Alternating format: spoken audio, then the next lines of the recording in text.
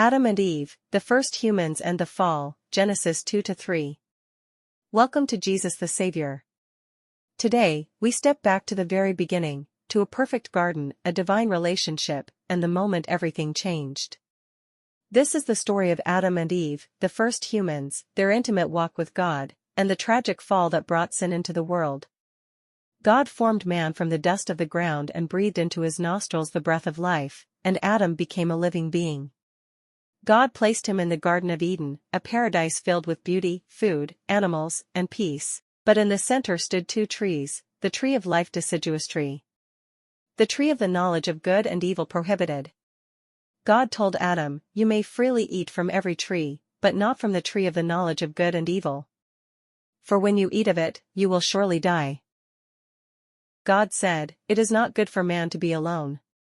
So he caused Adam to fall into a deep sleep, took one of his ribs, and fashioned a woman, Eve. Adam rejoiced, "This is bone of my bones and flesh of my flesh." Together, they lived in perfect unity with one another, and with God. But among the animals was one more cunning than the rest, the serpent. He approached Eve and said, "Did God really say you must not eat from any tree?" Eve replied, "We can eat from all trees, except one." The serpent deceived her, "You will not surely die. God knows that when you eat of it, your eyes will be opened, and you will be like God." Eve saw the fruit, desirable for wisdom, and ate it. She gave some to Adam, and he ate too. At that moment, their eyes were opened.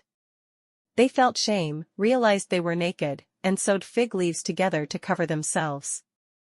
Then they heard God walking in the garden. They hid, the very ones he made for fellowship now hiding in fear. God called, "Adam, where are you?" Adam replied, "I was afraid because I was naked." God asked, "Have you eaten from the tree I commanded you not to eat from?" Adam blamed Eve. Eve blamed the serpent. Sin had entered the world, and brokenness began. God spoke judgment over the serpent, the woman, and the man. The serpent would crawl and be crushed by the seed of the woman, a promise of Jesus. Eve would suffer in childbirth. Adam would toil to survive from the cursed ground. Death entered, innocence ended. But even in judgment God made a promise.